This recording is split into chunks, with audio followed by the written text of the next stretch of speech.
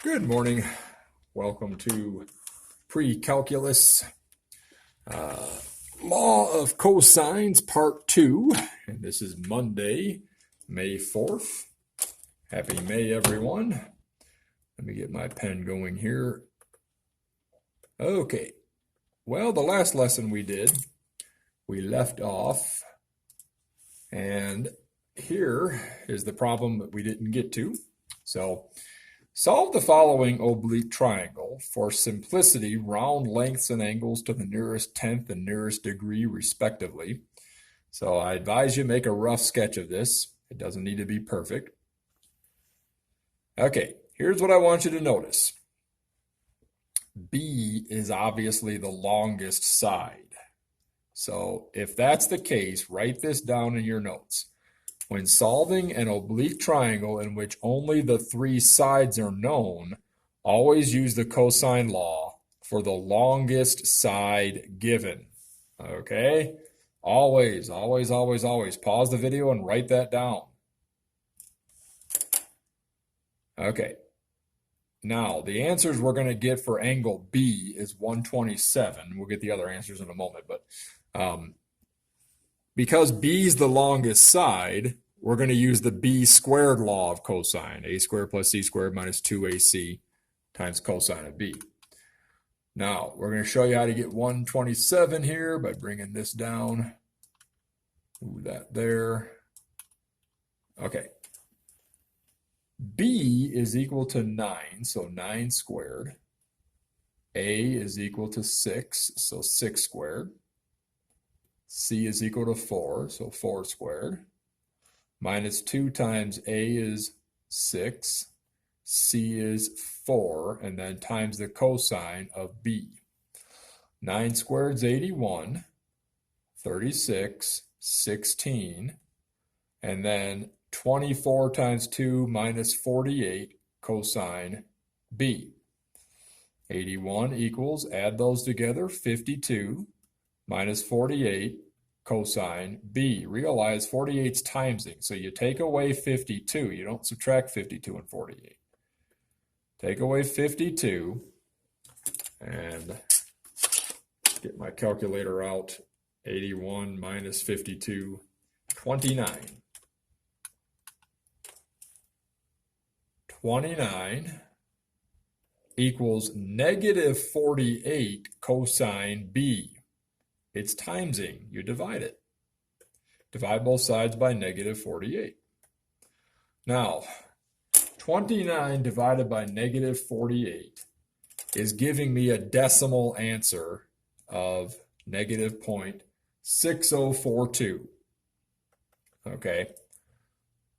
And crossing that out, that's rounded, of course. That equals the cosine of B. But when I get the B answer, I'm going to use the answer key in my calculator, okay? To get B, you have to do the inverse cosine of negative 0.6042. Remember, the angle that has a cosine equal to negative 0.6042. That's what inverse cosine does. So because I've already got all of it in my calculator and it's not rounded off, I'm going to use the same answer in the calculator. Second function, wait a minute. Make sure you're in degree mode. Mode first, yep, I'm in degree mode. Okay, so second function, inverse cosine, second function, answer.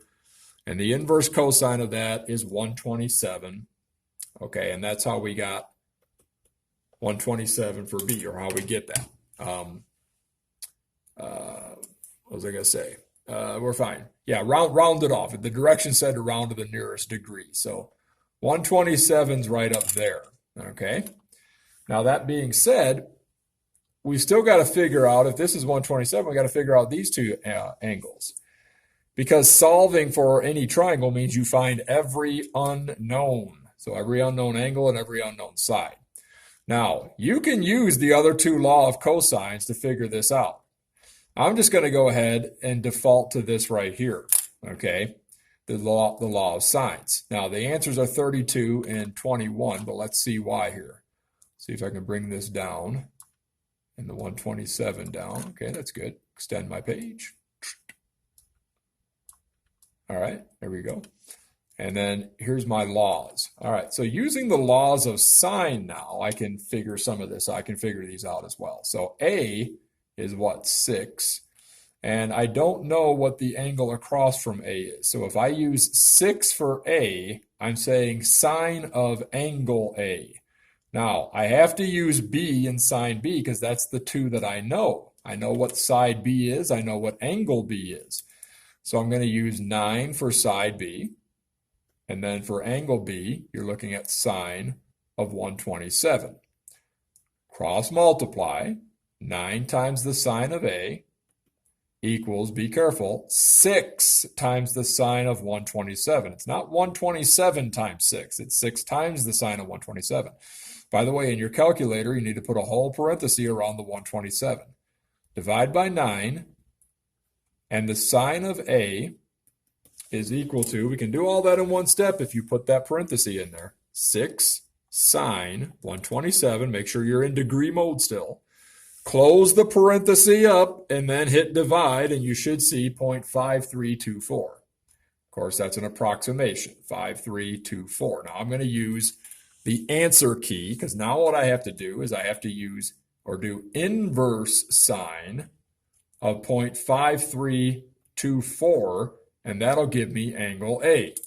Second function, inverse sine. Second function, answer. If you just want to put the answer in your calculator, okay. Hit enter, and you get A equaling 32, just like it says up there, okay. So there's 32 for A, and let me just go ahead and erase this and bring this over here. If I can get my, where did my mouse go? I lost, there it is, okay. Can I move that? There we go. All right, 127. That means angle A, okay, being 32. Sorry about this.